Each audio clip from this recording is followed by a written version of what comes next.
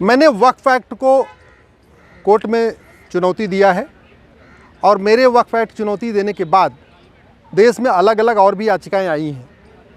कल केंद्र सरकार ने कोर्ट को बताया है कि अब तक देश भर में 120 याचिकाएं आ चुकी हैं जो वक्फ एक्ट को चैलेंज कर रही हैं। ये बहुत बड़ी बात है। इसका मतलब वक्फ बोर्ड वक्फ एक्ट को यूज़ करके पूरे देश में ज़मीन कब्जा कर रहा है। अदरवाइज़ ये पहली बार मैं सुन रहा हूँ कि किसी एक कानून के खिलाफ इतनी बड़ी मात्रा में याचिकाएं आई हैं। हालांकि सीए कानून के खिलाफ 250 याचिका आई थी, लेकिन सीए का विरोध करने वाले क्यों आए थे सबको पता है। सीए क्यों रोकना चाहते हैं, एनआरसी क्यों रोकना चाहते हैं, सबको पता है। लेकिन वक्फ एक्ट के खिलाफ 120 याचिकाओं का आना मुझे लगता है बहुत अच्छी बात है। देश में जागरूकता बढ़ रही है। पूरे देश में लोग वक्फ एक्ट से जो परेशान हैं वो हाई कोर्ट जा रहे हैं। कल कोर्ट ने सेंट्रल गवर्नमेंट को यही कहा कि जब 120 याचिकाएं आ चुकी हैं तो आप सबको कंसोलिडेट करिए, सबको इकट्ठा करिए और इकट्ठा करके एक साथ सुप्रीम कोर्ट में फाइल करिए। अभी वक्फ एक्ट को मैंने दिल्ली हाई कोर्ट में चैलेंज किया है, विष्णु शंकर जैन जी ने इलाहाबाद हाई कोर्ट में चैलेंज किया है, पारस जैन जी ने और विक्रम दुबे जी ने उसको इंदौर हाई कोर्ट में चैलेंज किया है।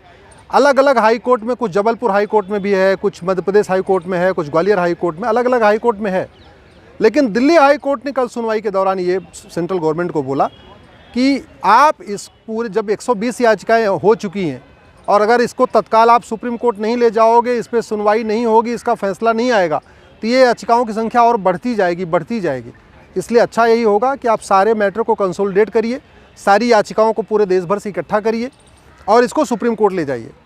पहले कोर्ट ने हमसे बोला कि आपका इस पर क्या कहना है, तो मैंने कोर्ट को यही बताया ये कानून इतना घटिया है कि अगर वक्फ बोर्ड आज की डेट में अगर हाई कोर्ट को कह दे कि ये हाई कोर्ट हमारी है, तो वक्फ एक्ट के हाई कोर्ट को भी वक्फ बोर्ड के सामने जाना पड़ेगा। अभी सुप्रीम कोर्ट में मैं खड़ा हूँ, अगर वक्फ बोर्ड सुप्रीम कोर्ट को कह दे ये वक्फ प्रॉपर्टी है, तो सुप्रीम कोर्ट भी 30,000 कोर्ट में उसके नोटिस को चैलेंज नहीं कर सकता, उसको वक्फ बोर्ड के सामने जाना पड़ेगा। अगर वक्फ बोर्ड राष्ट्रपति भवन को कह दे ये वक्फ प्रॉपर्टी है, तो हमारे राष्ट्रपति महोदया को वक्फ बोर्ड के सामने जाके बताना पड़ेगा नहीं ये राष्ट्रपति भवन वक्फ बोर्ड की प्रॉपर्टी नहीं है। इस वक्फ एक्ट का दुरुपयोग बहुत बड़ी मात्रा में हो रहा है। जहाँ पे वो प्राइवेट जगह पे कब्जा करता है वहाँ तो लोग फिर भी लड़ते हैं, लेकिन जो पब्लिक लैंड है, जो गौचर की लैंड है, जो खेल का मैदान है, जो पार्क है, जो सिंचाई विभाग की अलग ज़मीनें होती हैं, उन पे वक्फ बोर्ड जब कब्जा करता है तो कोई लड़ने नहीं जाता। और उसका एक बड़ा कारण ये है क्योंकि वक्फ बोर्ड का ऑफिस हमेशा राजधानी में होता है। अब मेरठ मुजफ्फरनगर में वक्फ बोर्ड अगर किसी पार्क पे कब्जा कर ले तो वक्फ बोर्ड की नोटिस को मेरठ मुजफ्फरनगर में चैलेंज नहीं कर सकते, आपको जाना पड़ेगा लखनऊ जहाँ उसका ऑफिस है। अब किसके पास इतना समय है कि मेरठ और मुजफ्फरनगर से 700 किलोमीटर दूर वो जाएगा लड़ने के लिए, वहाँ पे वक्फ बोर्ड लखनऊ जाएगा। अपनी ज़मीन के लिए तो आदमी फिर भी 700 किलोमीटर जाके ट्रैवल कर सकता है, लेकिन बगल में जो खाली ज़मीन है या गौचर की ज़मीन है या खेल का मैदान है या पार्क है, जो ऊसर ज़मीन है या बंजर ज़मीन है, जो अलग तरीके की जो पब्लिक लैंड होती है, नहर की ज़मीन है, जो उस पर कौन जाएगा लड़ने के लिए 700 किलोमीटर दूर। तो एक बहुत बड़ी समस्या बन चुकी है। और ये वक्फ बोर्ड एक्सटॉर्शन का भी काम कर रहा है। बड़े बड़े जो ईमानदार लोग हैं उनको नोटिस भेजता है, जो पैसे वाले लोग हैं उनको नोटिस भेजता है और कहता है ये आपकी ज़मीन वक्फी प्रॉपर्टी है, अगर आपको अपनी ज़मीन चाहिए वापस तो कुछ लेन देन करो। तो एक तरीके से एक्सटॉर्शन का भी काम कर रहा है।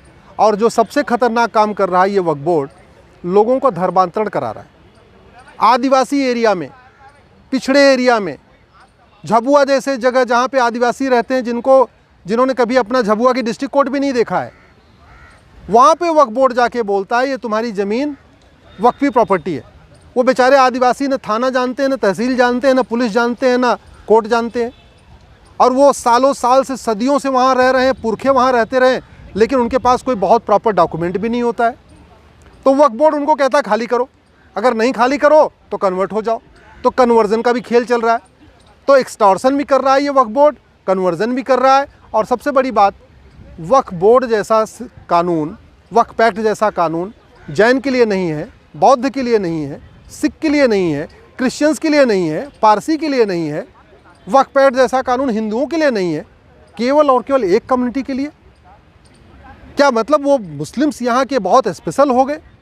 पूरी दुनिया में माइनॉरिटी कम्युनिटी इक्वल राइट के लिए लड़ रही है और भारत में majority community Hindu equal right के लिए लड़ रही है। वो कह रही है सबके लिए एक जैसा कानून बनाओ। इस वक्फ एक्ट को ख़त्म करना ज़रूरी है।